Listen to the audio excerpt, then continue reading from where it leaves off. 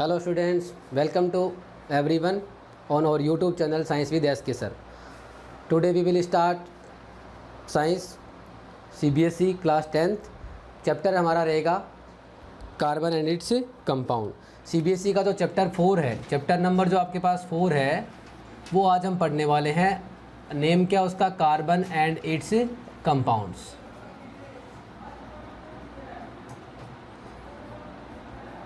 ठीक है, तो आज का हमारा जो लेक्चर है वो अकॉर्डिंग टू रिलेटेड किससे है? CBSE से. और CBSE की साइंस के अंदर देखना कि carbon and its compound chapter है वो CBSE के अंदर भी है और वो RBSE के अंदर भी है. वेरिएशन ये हो सकता है कि आपका चैप्टर नंबर की पोजीशन चेंज हो सकती है. यहाँ पे 4 नंबर है, वहाँ पे किसी दूसरा चैप्टर आपका हो सकता है. तो लेट वी स्टार्ट. आज हम चैप्टर स्टार्ट कर रहे हैं कार्बन एंड इट्स कंपाउंड्स. देखो, सबसे पहले अपन वर्बली बात करें, बेसिक बात करते हैं.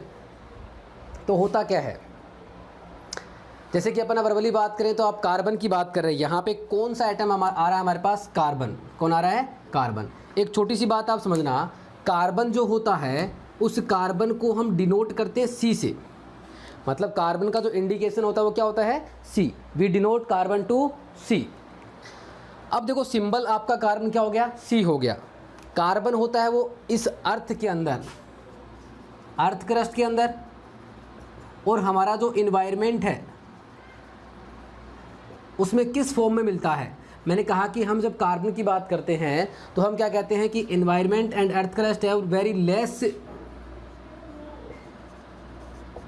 अमाउंट.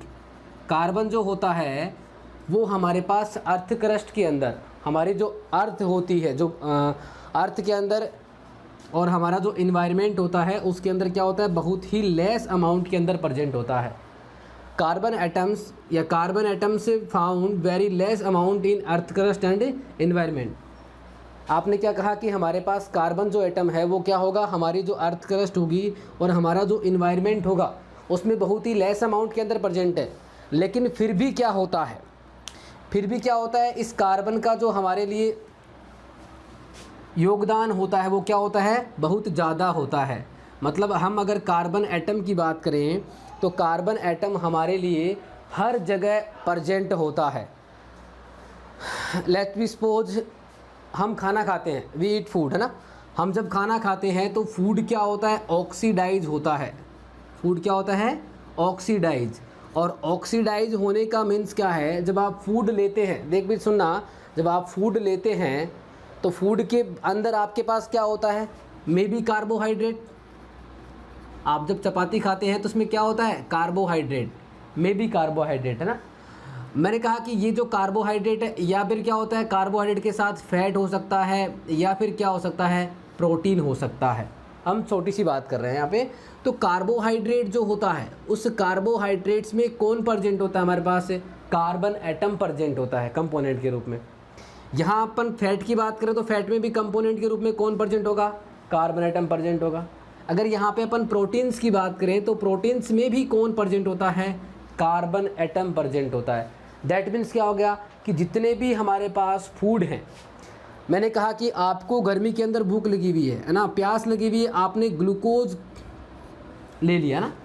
जैसे आपने ग्लूकोज को वाटर के साथ मिक्स करके ड्रिंक किया, तो अगर आपको पता हो तो ग्लूकोज मॉलिक्यूल का, ग्लूकोज जो हमारे पास कंपाउंड होता है उसका फॉर्मूला क्या होता है? C6H12O6.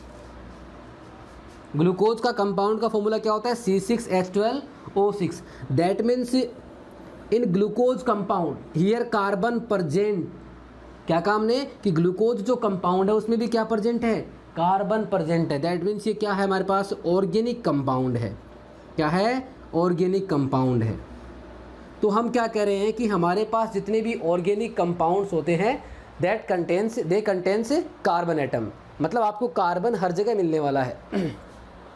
आप जब भी कभी क्या करते हैं, बाइक चलाते हैं या किसी भी गाड़ी को चलाते हैं तो व्हीकल्स के अंदर क्या होता है?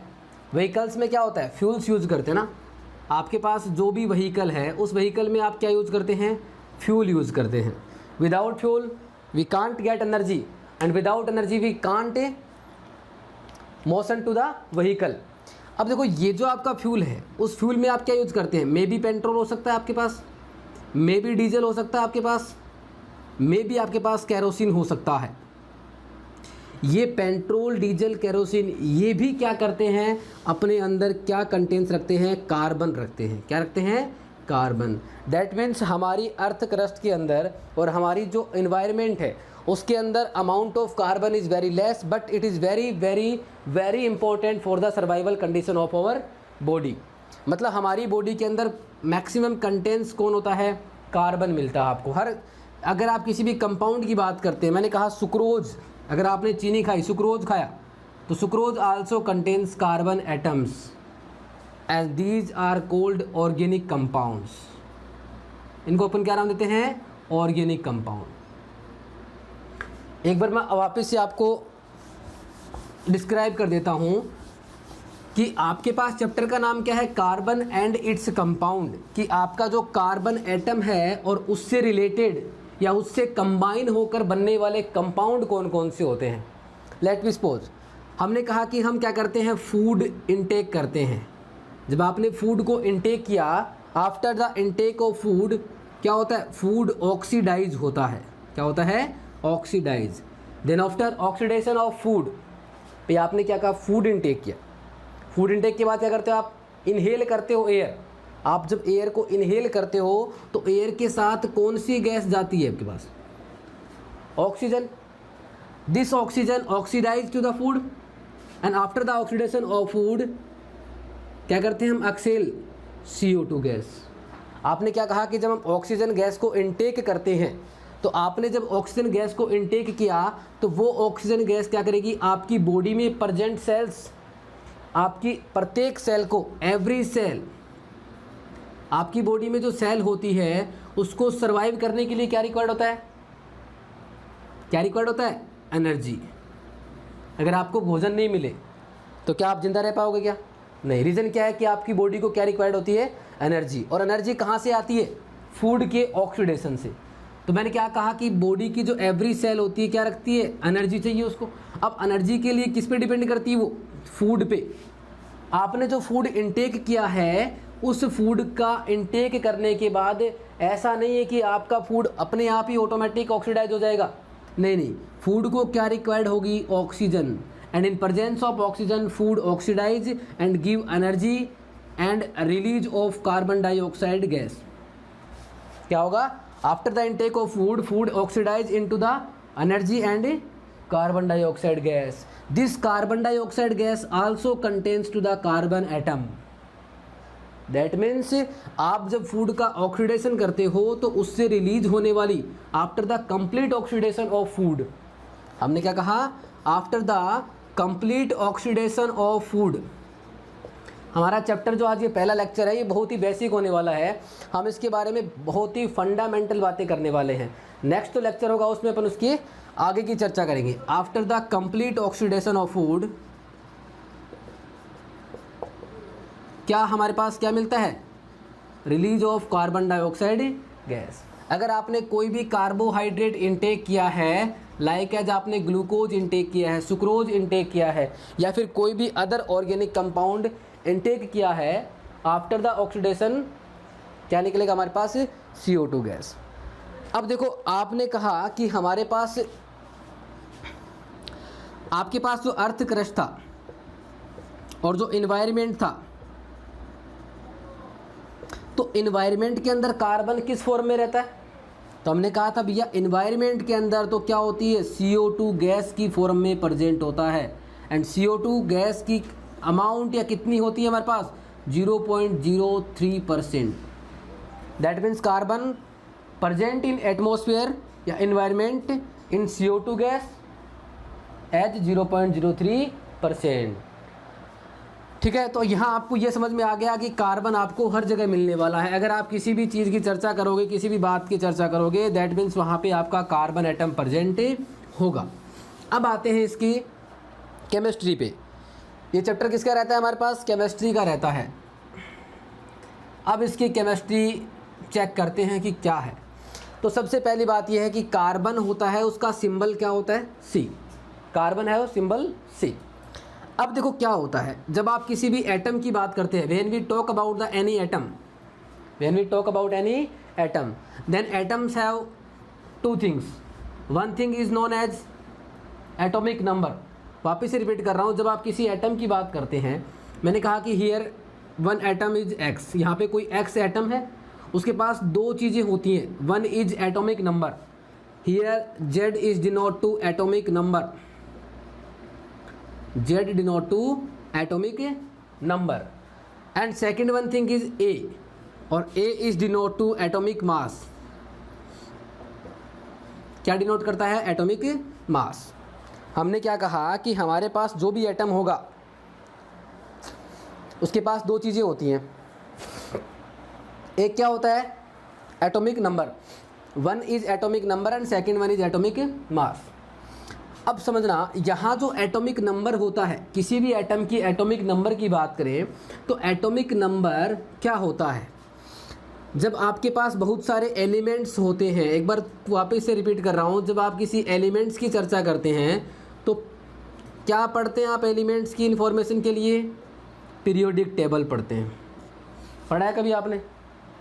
क्या होता है, आप पीरियोडिक टेबल के अंदर बहुत सारे एलिमेंट्स होते हैं, उनके बारे में क्या करते हैं? इन्फॉर्मेशन कलेक्ट करते हैं कि कौन सा एलिमेंट होता है वो पीरियोडिक टेबल में किस पोजीशन पे रखा जाता है।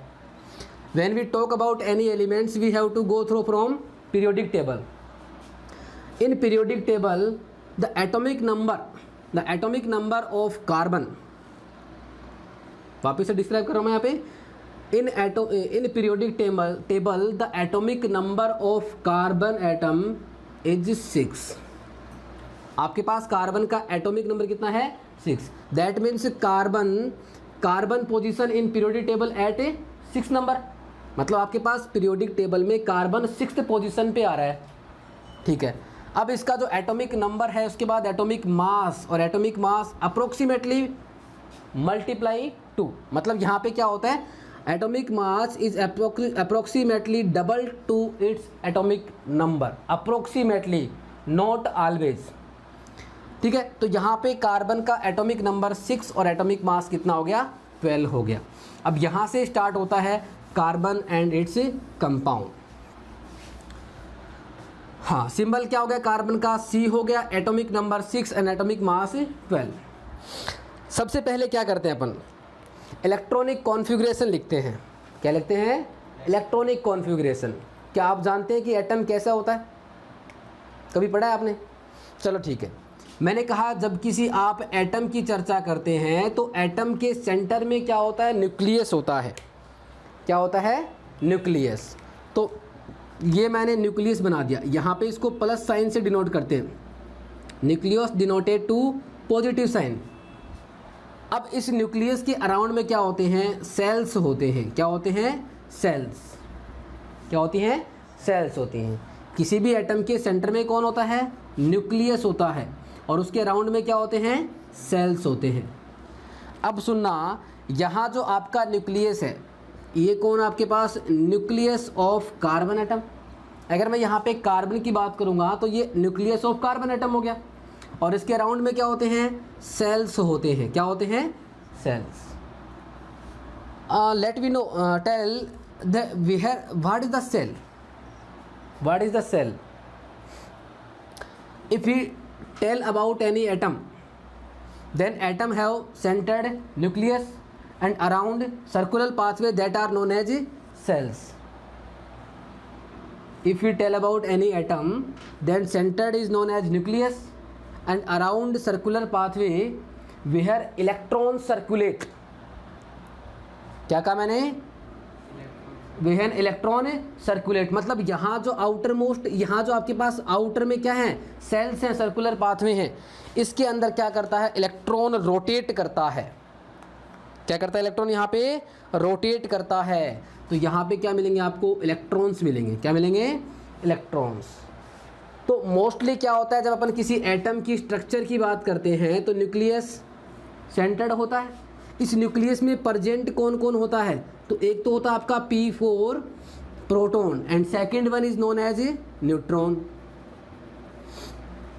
ठीक है, atom have nucleus and nucleus have consist of proton and neutron, and third one species that is known as electron.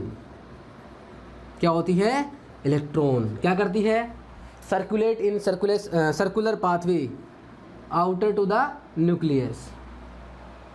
ठीक है, तो मैं एक बार वापस से डिस्क्राइब कर देता हूँ एटम क्या होता है। किसी भी एटम की जब आप बात करते हैं तो एटम के सेंटर में न्यूक्लियस प्रेजेंट होता है। Nucleus consist of proton and neutron. Proton क्या होता है हमारे पास, पॉजिटिव पार्टिकल होता है। प्रोटॉन क्या होता है, P4 पॉजिटिव, तो proton is positive particle. And neutron क्या होता है, न्यूट्रल होता है। क्या होता है, neutral. That means no charge. If any particles have no charge that is known as condition of a neutral. If positive charge then क्या हो गया, पॉजिटिव हो जाएगा। अगर किसी के पास क्या है, नेगेटिव चार्ज, दैट मीन्स क्या हो जाएगा, नेगेटिव पार्टिकल। तो we have information about atom that atom have 3 particles. One is electron that have nature of a negative, proton that is nature as a positive, and neutron से neutral. Proton and neutron are present in nucleus and electrons are survive into the circular pathway of any atom. ठीक है, अब हम यहाँ पे चर्चा किसकी कर रहे हैं, कार्बन एटम की चर्चा कर रहे हैं। किसकी चर्चा कर रहे हैं, कार्बन एटम से। अब एक छोटी सी बात आपको बता देता हूँ मैं, यहाँ पे जेड जो होता है, हमने जेड को क्या कहा था, atomic number. Here Z show to the atomic number. यहाँ इसका एटॉमिक नंबर कितना है, 6 है। मैंने क्या कहा, कार्बन जो है उसका एटॉमिक नंबर कितना है यहाँ पे, 6। तो जेड का वैल्यू कितना हो गया, 6 हो गया। अब देखो जितना आपके पास जेड की वैल्यू होगी, द नंबर ऑफ जेड या value of Z equal to the number of proton and number of neutron, sorry electron. क्या कहा हमने कि किसी भी एटम के पास अगर जेड की वैल्यू 6 है, दैट मीन्स उस एटम के पास सेंटर में प्रोटॉन कितने होंगे। समझ नहीं आ रहा है ना, वापस से रिपीट करता हूँ मैं। देखो भैया ऐसी बात है, अगर किसी एटम के पास एटॉमिक नंबर कितना है, 6 है। कितना है, 6। एटॉमिक नंबर 6 है, तो वो क्या शो कर रहा है कि भैया उसके पास प्रोटॉन पॉजिटिव वाले कितने हैं, 6 मिलेंगे। अगर उसका एटॉमिक नंबर 6 है, दैट मीन्स पॉजिटिव वाले कितने मिलेंगे, 6 मिलेंगे। और पॉजिटिव वाले कौन होते हैं हमारे पास, प्रोटॉन होते हैं। कौन होते हैं, प्रोटॉन। इसका मतलब यहाँ पे प्रोटॉन के नंबर कितने होंगे, 6 होंगे। इलेक्ट्रॉन कैसे होते हैं, नेगेटिव पार्टिकल्स। तो भैया जब प्रोटॉन 6 हैं तो इलेक्ट्रॉन भी कितने होंगे, 6 होंगे। रीज़न क्या है, यहाँ जब मैंने कार्बन लिखा है तो सभी अपनी आंखें खोल के बताएं कि क्या कार्बन के पास कोई पॉजिटिव या कोई नेगेटिव चार्ज आपको शो हो रहा है क्या। इस कार्बन के ऊपर आपको कहीं दिख रहा है क्या, प्लस लिखा हुआ या माइनस लगा हुआ। दैट मीन्स ये कैसा है, न्यूट्रल है। कैसा है, न्यूट्रल। तो यहाँ पे पॉजिटिव और नेगेटिव दोनों की वैल्यू क्या होंगी, इक्वल होंगी। क्या होगी, इक्वल। तो मैंने क्या कहा कि carbon atom have 6 atomic number. Carbon atom have 6 atomic number and carbon position in periodic number at 6। Carbon have 6 proton in nucleus and carbon have 6 electron in shells या आउटर मोस्ट सेल्स। मतलब बाहर जो sales होते हैं उसमें कितने electrons हैं, 6 है। तो हमें अभी ये पता लग गया भैया कार्बन के पास atomic number 6, that means 6 proton and 6 electrons. अब मैं यहाँ पे इस स्ट्रक्चर को मॉडिफाई कर रहा हूँ कार्बन एटम के रेफरेंस में। अगर अपन कार्बन एटम का क्या लिखते हैं, इलेक्ट्रॉनिक कॉन्फ़िगरेशन लिखते हैं। क्या लिखते हैं, electronic configuration. What is the electronic configuration, when we arrange या fill electrons in any shells, when we fill electrons in any shells, that is known as electronic configuration. मैंने कहा कि अपन यहाँ पे नॉर्मली अगर अपन देखें तो इलेक्ट्रॉनिक कॉन्फ़िगरेशन का मतलब ये होता है कि किसी भी एटम के पास जो इलेक्ट्रॉन्स हैं आप उनको फिल कर दो। क्या काम ने कि किसी एटम के पास जो इलेक्ट्रॉन्स हैं उनको अपने अपने कमरे में भेज दो। जब अपने अपने कमरे में चले जाएंगे और बैलेंस हो जाएंगे तो वही क्या उसका इलेक्ट्रॉनिक कॉन्फ़िगरेशन है। तो मैं गया भैया कार्बन के पास। किसके पास गया, कार्बन के पास। मैंने कहा भैया दरवाज़ा खुल गया, टिक टिक टिक, कि पीरियोडिक टेबल में आपकी पोजीशन कौन सी है। बोलेगा 6 नंबर है सर। कितने हैं, 6। मैंने कहा जल्दी से पता लग गया मुझे कि प्रोटॉन कितने आपके पास हैं, 6 है। दैट मीन्स यहाँ इस न्यूक्लियस के पास कितने प्रोटॉन है कार्बन में, कितने प्रोटॉन है? 6 प्रोटॉन। मतलब यहाँ कौन प्रेजेंट है? 6p, p for proton. और कैसे पार्टिकल है? Positive particle. कितने इलेक्ट्रॉन घूम रहे हैं? 6। दैट मीन्स देखो यहाँ पे कितने इलेक्ट्रॉन्स होंगे? आउटर मोस्ट में 6 होंगे। कौन से सेल में होंगे अपन बात करेंगे। तो जब इसका अपन इलेक्ट्रॉनिक कॉन्फ़िगरेशन लिखते हैं तो कुछ ऐसा आता है। कैसा? सबसे पहला जो सेल होगा, पहले आपने कौन सी क्लास पढ़ी थी? पहली या तीसरी? पहली। दैट मीन्स सबसे पहला जो इलेक्ट्रॉन आएगा वो 1s के अंदर आता है। पहला जो सेल है उसका नाम क्या लिखा हमने? 1s लिखा। क्या लिखा? और सेकंड जो सेल है उसे क्या लिखेंगे अपन? 2s। और भी क्या बोल सकते हैं? 2p। वापस से रिपीट कर रहा हूँ मैं कि जब आप एटम के पास इलेक्ट्रॉन भरने जाओगे, भाई ऐसे समझो कि कोई एटम था, आपका घर एटम है। आपका घर क्या है? एटम। उसमें आप 6 लोग रहते हो। कितने रहते हो? 6 लोग रहते हो। तो यहाँ पे एटॉमिक नंबर 6 हो गया। प्रोटॉन कितने हो गए? 6। वो आपका घर है, उसके अंदर वो सेंटर मान लिया हमने, और उसके अंदर कितने पीपल्स हैं? 6 पीपल्स है। थोड़ा सा समझने की कोशिश करना, इलेक्ट्रॉन्स भी कितने हैं? 6 हैं। हुआ क्या कि आपके पास ये तो सेंटर हो गया आपके घर का, ठीक है, और इसके चारों ओर आपने क्या बना रखे? कमरे बना रखे। आपके घर में ये सेंटर हो गया और सेंटर के चारों ओर क्या बना रखे आपने? कमरे बना रखे हैं। ये पहला कमरा है जिसका मैंने नाम रख दिया 1s, है ना, पहली साइंस। दूसरे वाले कमरे का नाम क्या है? 2s और 2p। मतलब आपके घर के चारों ओर, कुंडी के चारों ओर जो पहला कमरा है, पहला सर्कल है, उसमें 1s रख दिया, और दूसरा कुंडी है, दूसरा सर्कुलर है, उसको हमने क्या बोल दिया? 2s और 2p। तो यहाँ आप पहले सेल में अधिकतम मैक्सिमम 2 इलेक्ट्रॉन्स फिल कर सकते हैं। क्या कहा हमने? कि maximum 2 electrons are filled in 1s shell. तो यहाँ पे कितने इलेक्ट्रॉन भरूँ मैं? यहाँ पे 2। कितने भरे आपने यहाँ पे? 2। एक इलेक्ट्रॉन ये है, इसको मैं ऐसे डिनोट करता हूँ ई से, और एक इलेक्ट्रॉन ये है, ठीक है।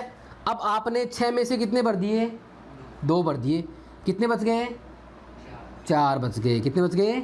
4। इसका मतलब इस बाहर वाले में कितने आएंगे? 4। 1 2 3 और 4। बात पहले बढ़ गई ना। दैट मीन्स कार्बन का जो फर्स्ट सेल है उसमें कितने इलेक्ट्रॉन हैं? 2 इलेक्ट्रॉन हैं। सेकंड सेल में कितने हैं? 2s में 2 और 2p में कितने हैं? 2 हैं, ठीक है ना। अरे मैं वापस से रिपीट कर रहा हूँ, कार्बन के पास जो पहला सेल है उसमें 2 इलेक्ट्रॉन्स, उसके बाद दूसरा सेल, सेकंड सेल में क्या है? 2s और 2p। 2s में 2 इलेक्ट्रॉन्स और 2p में भी कितने हैं? 2 इलेक्ट्रॉन्स। जनरली आप कैसे पढ़ते हो? आप ऐसे पढ़ते हो कि इसका इलेक्ट्रॉनिक कॉन्फ़िगरेशन क्या होता है? पहले अपन 2 इलेक्ट्रॉन्स फिल करते हैं, उसके बाद कितना करते हैं? ऐड करते हैं। लेकिन यहाँ इलेक्ट्रॉन्स कितने टोटल? 6 हैं। तो 6 में से 2 गए, कितना बचा? 4 बचा। कितना बचा? अभी बहुत ज़्यादा इंटरेस्ट आने वाला है। क्या? अभी बहुत ज़्यादा इंटरेस्ट आने वाला है। मैंने पूछा कि भैया बताओ पहला 1 बड़ा कि 2? 1 बड़ा कि 2? 2। एक नाम आता है आउटर। क्या बोला मैंने? Outer most shell. जिनको भी डेप्थ समझनी है बड़ा ध्यान दें। आउटर मोस्ट का मतलब क्या हो गया? बाहर। आउटर मोस्ट मतलब क्या हो गया? बाहर। तो इस एटम का बाहर कौन सा है? 1 हुआ कि 2 हुआ? 2। मतलब मैं अगर ये पूछूं कि आउटर मोस्ट सेल में कितने इलेक्ट्रॉन्स प्रेजेंट है, कितने आदमी हैं? अरे भैया देख के नहीं बता सकते आप। ये कौन हुआ? आउटर मोस्ट हुआ। कौन हुआ? Outer most shell. The number of outer most shell electron is कितने हैं? 4। कितने हैं? अब मैंने कहा कि इन आउटर मोस्ट सेल, मुझे अच्छा नहीं लगता आउटर क्या आउटर? बाहर। हमने इनको बोल दिया वैलेंस इलेक्ट्रॉन। क्या बोल दिया? वैलेंस इलेक्ट्रॉन या valence shell electron. That means क्या हो गया कि कार्बन एटम के आउटर मोस्ट सेल में कितने इलेक्ट्रॉन प्रेजेंट होते हैं? 4. There are 4 electrons present in outer most shell of carbon atom. These outermost cell electron also known as valence cell electron। पूरी बात ध्यान से सुनना। वैलेंस बोले तो बाहर वाले, वैलेंस वाले का मतलब क्या हो गया, बाहर वाले। तो कार्बन का एटॉमिक नंबर 6, पहला आपने क्या पढ़ा, atomic number of carbon is 6, symbol of carbon क्या होता है C, position of carbon in periodic table at 6th position, and मैंने कहा कि number of protons in carbon 6th and number of electrons in carbon 6th। और मैं आपको ये कह दूं कि कार्बन के आउटर मोस्ट सेल या वैलेंस सेल में इलेक्ट्रॉन कितने हैं, तो क्या कहोगे, 4 कहोगे। क्या कहोगे, अभी बहुत मज़ा आने वाला है। मैंने कहा कि वैलेंस सेल कौन सा है, वैलेंस सेल नंबर होता है सेल का, मतलब 1 number 2 number 3 number 4 number 5 number, कौन सा है, 2 नंबर है। तो कौन सा सेल है, वैलेंस सेल है 2 नंबर है। तो valence shell 2 and valence shell electrons कितने हैं, 4 हैं। कितने हैं, 4। बात पल्ले पड़ गई ना, लेट मी चेक। अभी तो मज़ा आने वाला है, अभी तो कुछ समझ में आया होगा तो अभी पल्ले पड़ जाएगा, नहीं आया होगा तो भी पल्ले पड़ जाएगा। मैंने कार्बन को देखा, एटॉमिक नंबर कितना होता है 6, एटॉमिक मास कितना होता है 12, सिंबल क्या होता है C, electronic configuration 1s2 2s2 और 2p2। जिन बच्चों को पल्ले नहीं पड़ रहा, क्या लिखते हो आप फर्स्ट सेल के अंदर मैक्सिमम 2 इलेक्ट्रॉन फिल कर सकते हो और दूसरे में कितना फिल करते हो, 8 करते हो। कितना करते हो, 8। लेकिन भैया इलेक्ट्रॉन कितने हमारे पास यहाँ पे 6 हैं, तो आपने 2 फिल कर दिए। आफ्टर देन लेफ्ट इलेक्ट्रॉन्स कितने बचे, 4, and these 4 electrons are known as valence electron, या फिर क्या बोलेंगे इसको, आउटर मोस्ट सेल इलेक्ट्रॉन। अब कुछ ऐसे समझना को, एक दिन में ज़िंदा रहने के लिए मान लो कि रिक्वायरमेंट ऑफ 8 इलेक्ट्रॉन्स, अगर आपको स्टेबली नॉर्मल लाइफ सर्वाइव करनी है 1 डे के अंदर, तो you have to required 8 electrons per day, या 8 रुपीज़ पर डे। अच्छा, आपको एक छोटा सा एग्जांपल देता हूँ मैं कि आपको एक दिन में सर्वाइव करने के लिए 8 रुपीज़ की रिक्वायरमेंट है। आप अगर नॉर्मल लाइफ स्पेंड करना चाहते हो 1 डे के अंदर, तो आपको 8 रुपीज़ रिक्वायरमेंट है। मैंने कहा कि आप क्या हो, कार्बन एटम हो। आप अपने आप को क्या मान लो, कार्बन एटम। अब कार्बन एटम के पास तो कितने रुपीज़ है भैया, 6। वापस से रिपीट कर रहा हूँ, you have to required 8 rupees per day for surviving of your life easy going, but you have to, आपको मानना है क्या, खुद को कार्बन मानना है। एटॉमिक नंबर कितना है, 6 है। मैंने कहा आपको चाहिए कितने रुपए, 8 चाहिए। यहाँ पे कितने रुपए आपके पास हैं, 6 रुपए हैं। कितने हैं, 6। लेकिन एक छोटी सी बात सुनना, कार्बन के पास हमने इलेक्ट्रॉनिक कॉन्फ़िगरेशन कुछ ऐसा लिखा था 2,4। क्या लिखा मैंने, 2,4। मैं एक बात वापस से रिपीट कर रहा हूँ कि आप जब भी किसी एटम की बात करते हैं, तो एटम जब भी स्टेबल होगा तो उसका रीजन क्या होगा कि उसका जो आउटर मोस्ट या वैलेंस सेल है, आउटर मोस्ट या वैलेंस सेल है, उसमें कितने इलेक्ट्रॉन्स चाहिए ही चाहिए उसको। Minimum electrons are required for stability of any atoms, that is 8 electrons. मुझे कार्बन मिला, कौन मिला, कार्बन। तो मैंने कार्बन से पूछा कि तेरी आउटर मोस्ट में कितने इलेक्ट्रॉन्स हैं, तो क्या बोलेगा, सर 4 इलेक्ट्रॉन्स है। कितना है, 4 इलेक्ट्रॉन्स। मैं कहूँगा भैया तेरा तो स्टेबिलिटी नहीं है, तेरा तो स्टेबिलिटी नहीं है। रीजन क्या है, क्योंकि किसी भी एटम की आउटर मोस्ट में कितने इलेक्ट्रॉन्स रिक्वायर्ड है स्टेबिलिटी के लिए, 8 इलेक्ट्रॉन्स। क्या कहा मैंने कि किसी भी एटम की आउटर मोस्ट में कितने इलेक्ट्रॉन्स रिक्वायर्ड हैं, 8 इलेक्ट्रॉन्स। अब आप सपोज करना आपके पास जेब में 8 रुपये हैं। कितने रुपए हैं, 8 रुपये। तो आप क्या है, स्टेबल हैं। कंडीशन कौन सी है आपके पास, ये वाली, स्टेबल है, यू आर स्टेबल। बट आपका कोई दोस्त है, उसके पास कितने इलेक्ट्रॉन्स हैं, 6 हैं। कितने हैं, 6। वो आपसे मांगने आता है कि भैया पैसे दे दो मुझे। मैंने क्या कहा कि आपको कोई कार्बन एटम आता है आपके पास, भैया पैसे दे दो। तो आपके पास खुद के पास कितने हैं, 8 इलेक्ट्रॉन्स या 8 रुपीज़ है। तो अगर आप उसको 8 में से कुछ उसको दोगे, डोनेट करोगे, इलेक्ट्रॉन्स दे दोगे, रुपए दे दोगे, तो मैंने क्या कहा, आपकी स्टेबिलिटी क्या हो जाएगी, समाप्त हो जाएगी। जब आपकी स्टेबिलिटी नहीं रहेगी, that means you can not exist in this form. अगर आपके पास स्टेबिलिटी नहीं रहेगी, आउटर मोस्ट में 8 इलेक्ट्रॉन्स प्रेजेंट नहीं रहेंगे, that means you are not exist in the form.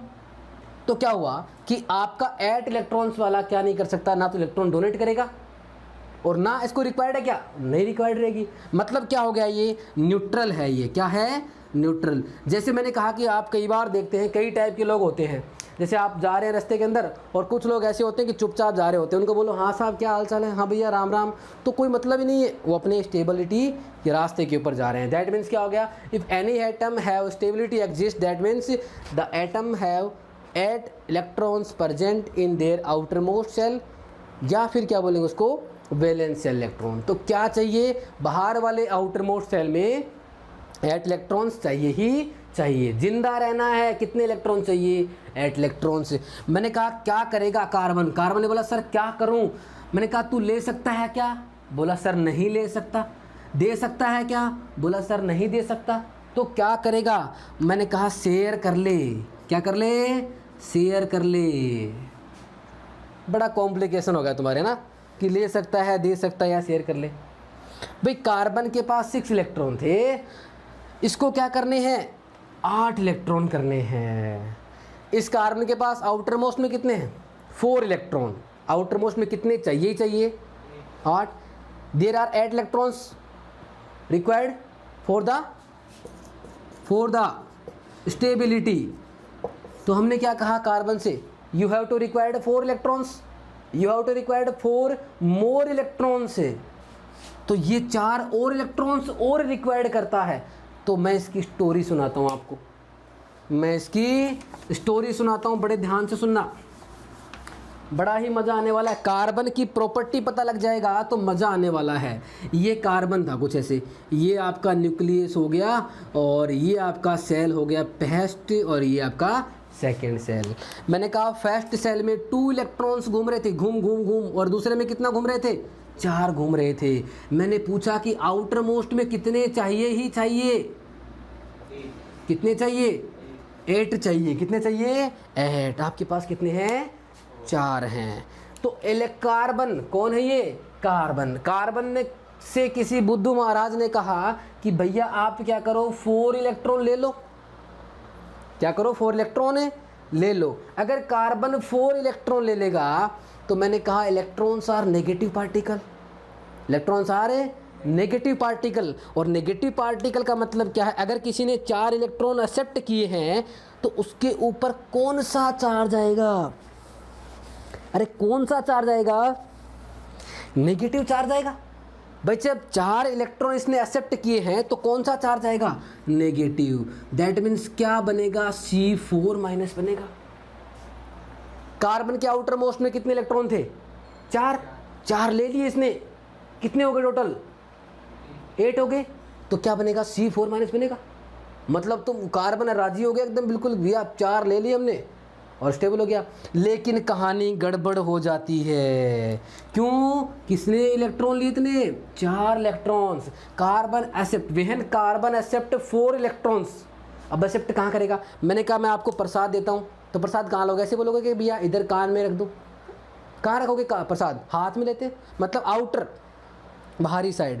तो when electrons are accepted by any atoms in the outer most shell, electron आएगा तो कहाँ आएगा, ऑलवेज आउटर मोस्ट सेल में। When any atom accept 2 electrons then electrons are comes in their outer most shell.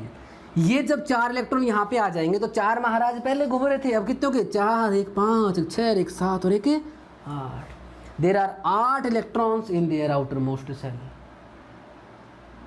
तो इधर कुछ कैसा हुआ, अगर कार्बन ने 4 इलेक्ट्रॉन पकड़ लिए, क्या बना, C4 माइनस बना। यहाँ मैं क्या लिखूंगा, 1s में 2, 2s में 2, 2p में कितने हो गए यहाँ पे, 2, 2 4, और कितने हो गए यहाँ पे, 6 हो गए। भाई दूसरे के अंदर टोटल कितने चाहिए, 8। तो 2 पहले ही थे, 4 आपने ले लिए, कितने हो गए टोटल, 8 हो गई। अब मुझे ये बताओ कि इसके अंदर ये कौन है भैया, न्यूक्लियस है, न्यूक्लियस, न्यूक्लियस नाभि है। कितने प्रोटॉन लेकर घूम रही है, 6 प्रोटॉन। अरे समझो रे, कितने प्रोटॉन्स हैं, और protons are positive particle, protons are positive particle, but there are कितने इलेक्ट्रॉन्स है, 10 इलेक्ट्रॉन से या 8 इलेक्ट्रॉन से? आउटर मोस्ट में कितने हो गए भैया? अब 8 इलेक्ट्रॉन हो गए। टोटल कितने हो गए? 10 हो गए। तो मैंने कहा कि टोटल इलेक्ट्रॉन कितने हैं यहाँ पे? 10 हैं। ये कंडीशन कब की है? जब 4 इलेक्ट्रॉन्स उसने ले लिए। पहले की बात करते हैं तो कार्बन पहला कैसे दिखता था?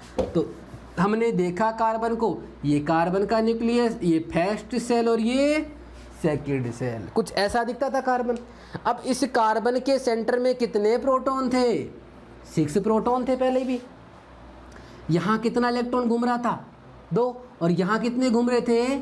4 घूम रहे थे। मतलब यहाँ टोटल इलेक्ट्रॉन कितने हैं? कितने हैं? 2 और 4 कितने हो गए? 6। और यहाँ टोटल प्रोटॉन कितने हैं? 6 हैं। लेकिन यहाँ देखो टोटल इलेक्ट्रॉन कितने? 10। और न्यूक्लियस में प्रोटॉन कितने हैं? टोटल 6 हैं। एक छोटी सी बात सुनना, पॉजिटिव और नेगेटिव चार्ज होते हैं वो एक दूसरे को अट्रैक्ट करते हैं। पॉजिटिव बोलेगा इधर, नेगेटिव बोलेगा इधर। क्या हो उनमें आपस में? अट्रैक्शन है। क्या है? तो यहाँ पे 6 प्रोटॉन थे, वो 6 इलेक्ट्रॉन के साथ हाई हेलो कर रहे थे। 6 proton are held by 6 electron are held by 6 protons. मतलब क्या होता है? यहाँ पे 6 इलेक्ट्रॉन्स जो सर्कुलेट कर रहे हैं चारों ओर, उनको कौन बांधे रखा है? कौन बांधे हुआ है? ये जो 6 इलेक्ट्रॉन्स घूम रहे हैं इनको कौन बांधे हुआ है? 6 प्रोटॉन्स बांध रखे हैं। तो 6 protons are held 6 electrons in their outer most shell. बताओ यहाँ पे कितने इलेक्ट्रॉन हैं? 10। चारों ओर कितने बंधे हुए हैं? 10 है। और यहाँ पे अंदर में कितने हैं? 6 हैं। तो मैंने कहा यहाँ पे भी 6 प्रोटॉन है और यहाँ भी 6 प्रोटॉन है। 6 को घेर रखा है, 6 को 6 ने घेर रखा है और 6 को 10 ने घेर रखा है। तो बताओ स्टेबिलिटी कहाँ ज़्यादा होगी? जहाँ पे 6 ने 6 को घेर रखा है। भाई जब 6 प्रोटॉन हैं, उसने 6 लोगों को घेर रखा है, तो आप वहाँ 6 को आराम से संभाल सकते हैं, एक को एक संभाल रहे हैं। लेकिन यहाँ पे 6 कितने को संभाल रहे हैं? यहाँ पे 10 को संभाल रहे हैं। लेकिन क्या हो जाएगा? यहाँ पे संभाल नहीं पाएंगे। That means carbon not accept to 4 electrons and formation of C4-। हमने क्या कहा? Carbon have no tendency to accept 4 electrons in their valence shell and formation of C4-। वापिस से रिपीट करता हूँ, carbon can not accept 4 electron in their outer most या valence shell and formation of C4-। क्यों? तो हम क्या कहेंगे? Because the formation of C4- is does not exist because 6 protons can not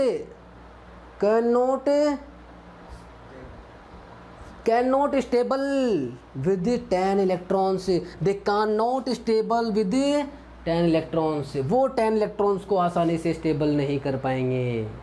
पहला क्वेश्चन तो गलत हो गया। अरे किसी ने जानकारी दे दी कि भैया 6 इलेक्ट्रॉन ले ले, तो कार्बन 4 इलेक्ट्रॉन तो नहीं ले सकता। कोई मिला दूसरा महाराज, बोले यार कार्बन जब इलेक्ट्रॉन ले नहीं सकता तो क्या कर दे? इलेक्ट्रॉन डोनेट कर दे। क्या कर दे? डोनेट। मतलब आप क्या कर दो? 4 इलेक्ट्रॉन डोनेट कर दो। तो जब आप 4 इलेक्ट्रॉन डोनेट करोगे तो 2 इलेक्ट्रॉन्स बचेंगे, और 2 इलेक्ट्रॉन्स बचेंगे तो वो भी क्या होती है? स्टेबल फॉर्म होती है। क्या होती है? Stable form. आपने इनर्ट गैस का नाम सुना होगा, सुना ना? Inert gas. और इनर्ट गैस में सबसे पहले जो आती है वो हीलियम होती है। बैलून्स के अंदर जो फिल करते हैं हीलियम है ना। इस हीलियम का एटॉमिक नंबर कितना होता है? 2 होता है। Here heliums consist of 2 atomic number. तो अगर यहाँ पे 2 एटॉमिक नंबर है या 2 इलेक्ट्रॉन्स है तो वो भी क्या होती है? स्टेबल फॉर्म मानेंगे। तो कार्बन चाव में बोला कि चलो क्या करते हैं? 4 इलेक्ट्रॉन डोनेट करके आते हैं। तो मैं गया कार्बन के पास, ये न्यूक्लियस, ये फर्स्ट सेल और ये सेकंड सेल। कितने प्रोटॉन? 6 प्रोटॉन। फर्स्ट सेल में कितने इलेक्ट्रॉन हैं? 2 electrons. There are 2 electrons in first shell and 4 electrons in second shell या outer most shell. Carbon 4 electron donate करने चला। चलो भाई डोनेट कहाँ से करेगा? आउटर मोस्ट से डोनेट करेगा। आपको प्रसाद देना है हाथ से, आउटर मोस्ट सेल से। जब ये इलेक्ट्रॉन डोनेट करेगा तो क्या होगा? ये जो न्यूक्लियस है वो क्या है? पॉजिटिव है। और ये इलेक्ट्रॉन क्या है? नेगेटिव है। तो जब ये इधर ले जाएगा तो प्रोटॉन इसको बुलाएगा, इधर आ जा, इधर आ जा, इधर आ जा और इधर आ जा। तो क्या होगा, यहाँ जो अट्रैक्शन है या बाइंडिंग है, तो आप क्या कहोगे, binding of valence shell electron या valence electron is very high. क्या कहा हमने कि वैलेंस सेल के जो इलेक्ट्रॉन हैं उनकी बाइंडिंग विद न्यूक्लियस या with proton is very high, मतलब यहाँ से इलेक्ट्रॉन को निकालना बहुत हार्ड होता है। कितना हार्ड, बहुत हार्ड। मैं एक छोटी सी लाइन बोलूँगा, carbon can not donate 4 electrons to form their stable form. Carbon do not donate 4 electrons, carbon can't donate 4 electrons because the outermost या valence shell electron are strongly binded with the nucleus. Nucleus इधर जाने नहीं देगा, इधर क्या करेगा, attraction लगाएगा। तो outermost shell valence electrons are strongly binded with the nucleus, so carbon can not donate outermost shell electrons. To donate carbon outermost shell electrons we have required high amount of energy. Energy देनी पड़ेगी bond को break करने के लिए। Attraction को तोड़ना है, क्या रिक्वायर्ड होगी, एनर्जी। तो भैया डोनेट भी नहीं कर सकता, और डोनेट करता है तो हमेशा क्या बनाता है, कैटाइन बनाता है। क्या बनाता है, that means carbon can't donate, can't form cation, can't accept, can't form anion. 2 काम कंप्लीट हो गया भैया, 2 लोगों की तो नहीं चली। अब तीसरा पहुंचा मेरे जैसा कोई समझदार इंसान। मैंने कहा भैया कार्बन क्या प्रॉब्लम है, बोले सर प्रॉब्लम बहुत बड़ी है, ना तो ले सकता हूँ और ना दे सकता हूँ। तो मैंने कहा यार तब लेना नहीं देना नहीं, क्या कर लो, शेयरिंग। शेयरिंग में जो मज़ा आता है वो किसी में नहीं है। जैसे कि मैंने कहा कि आप जब फूड कर इनटेक कर रहे हो तो आप 2-4 लोगों के साथ बैठ गए हो ना, खाने का स्वाद ही कुछ और होता है। तो मैंने कार्बन से पूछा कि भैया तेरे आउटर मोस्ट में कितने इलेक्ट्रॉन है, बोला सर 4 लेके घूम रहा हूँ। तो मैंने कार्बन को कुछ ऐसे कर दिया, ये जो यहाँ पे क्रॉस है, these are no denote two electrons, ये कार्बन की आउटर मोस्ट सेल की इलेक्ट्रॉन्स हैं। मैंने क्या कहा कि तू क्या कर ले, इलेक्ट्रॉन्स को शेयर कर ले। तो मैंने कहा, इसने कहा सर शेयर किसके साथ करूं, तो मैंने इसको हाइड्रोजन दे दिया। क्या दे दिया मैंने इसको, हाइड्रोजन। इसको हाइड्रोजन मिला, hydrogen atomic number 1, that means atomic number 1, तो प्रोटॉन कितना 1, इलेक्ट्रॉन कितना 1। इसके पास कितना इलेक्ट्रॉन था, यहाँ दूसरा हाइड्रोजन मिला उसके पास भी 1 इलेक्ट्रॉन, तीसरा मिला उसके पास भी 1 इलेक्ट्रॉन, और चौथा मिला उसके पास भी क्या 1 इलेक्ट्रॉन। अब एक छोटी सी बात समझना, carbon can't accept electrons four, can't donate to 4 electrons, but carbon can share electrons with any other atom या कार्बन एटम। कार्बन कार्बन के साथ भी जुड़ सकता है, कार्बन ऑक्सीजन के साथ जुड़ सकता है, carbon can form bond with the hydrogen, carbon can form bond with nitrogen, carbon carbon के साथ भी बॉन्ड बना सकता है। दैट मीन्स क्या होती है, शेयरिंग होती है। क्या होती है, शेयरिंग। अब ये शेयरिंग या वैलेंसी, इसको क्या बोलते हैं, शेयरिंग या वैलेंसी।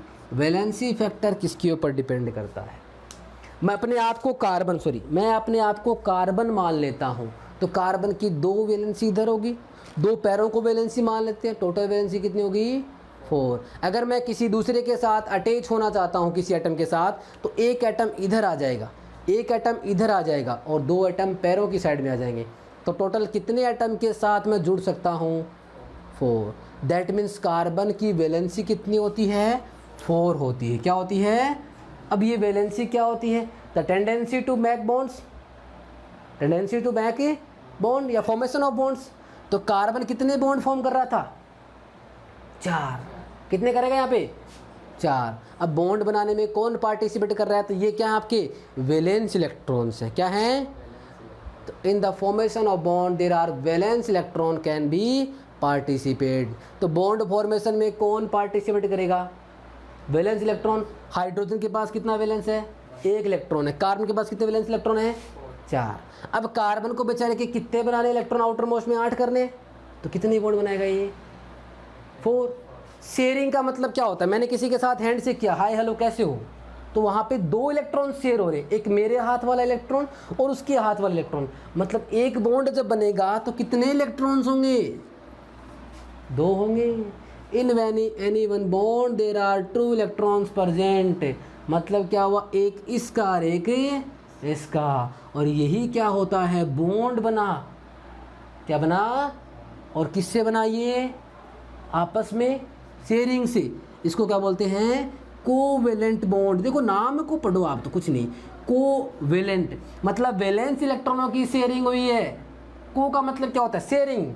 किसकी शेयरिंग, वैलेंस इलेक्ट्रॉनों की। तो जब वैलेंस इलेक्ट्रॉनों की शेयरिंग हुई है, मैंने किसी के साथ हैंडशेक किया तो उसका वैलेंस सेल का इलेक्ट्रॉन और इधर इसका वैलेंस सेल का इलेक्ट्रॉन, टोटल कितने इलेक्ट्रॉन्स हो गए, 2, और क्या बना, बॉन्ड। तो क्या होता है, valence electron are participated in the any covalent bond formation. तो यहाँ पे कितने बॉन्ड बनाएगा, ये 4 बनाएगा। क्या बनाएगा, 4। कितना बनाएगा ये, कितने बने, 4। तो मतलब यहाँ पे कार्बन कैन फॉर्म 4 इलेक्ट्रॉन्स। और वो क्या होती है, शेयरिंग, और शेयरिंग से कौन से बॉन्ड बनते हैं, हमेशा कोवलेंट बॉन्ड बनते हैं। तो आपको रामायण समझ में आ गई ना। अब जाके कार्बन से मिलो आप, कार्बन बोलेगा अब मैं क्या हूँ, स्टेबल हूँ, I am in the stable form, we can't exist with another, मतलब किसी की रिक्वायरमेंट नहीं है।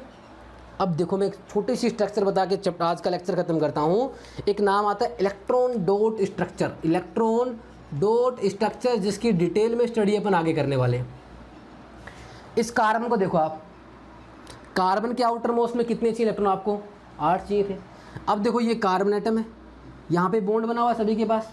मैं इस कार्बन को सर्कुलेट करता हूँ, कितने इलेक्ट्रॉन्स आने चाहिए सर्कल के अंदर, 8 इलेक्ट्रॉन्स। काउंट करो, देखिए 2 इलेक्ट्रॉन्स इस बॉन्ड में, 2 2 2 2 4 6 और 8, मतलब कार्बन क्या है, स्टेबल है। तो यहाँ पे कार्बन एटम के पास कितने इलेक्ट्रॉन्स हैं, 8 इलेक्ट्रॉन। यहाँ हाइड्रोजन के पास देखो 1 इलेक्ट्रॉन्स होता है। अगर हाइड्रोजन शेयर करेगा तो कितने हो जाएंगे इसके पास, यहाँ पे 2 इलेक्ट्रॉन्स। तो यहाँ कितने इलेक्ट्रॉन्स हैं, 2। यहाँ भी कितना होगा, 2। यहाँ भी कितना होगा, और यहाँ भी कितना होगा। दैट मीन्स एक लाइन बोल की बात खत्म करता हूँ कि if any atom have electronic configuration, if any atom have electronic inert gas configuration, कौन सा configuration, inert gas configuration, that means the atom can stable in this form. तो carbon can form 4 electron, sorry can form 4 bond with any other atom, that means carbon have 4 valency, that means carbon can perform bond with any other atom, total 4 valence bond। बात clear होगी ना। तो यहाँ पे आज हमने किसकी चर्चा की है, कार्बन की है। अभी कार्बन की चर्चा खत्म नहीं हुई है, इससे आगे भी हम चर्चा करने वाले हैं। कार्बन के बारे में बहुत ही इंटरेस्टिंग फैक्ट्स यहाँ पे पढ़ने वाले हैं। आज के लिए इतना ही। अगर लेक्चर समझ में आया हो, पसंद आया हो तो लाइक करना ना भूलें, शेयर और सब्सक्राइब भी करें और आपके साथियों को भी इसके बारे में बताएं। आज का लेक्चर हमारा था वो CBSE 10th क्लास से रिलेटेड था। थैंक्स।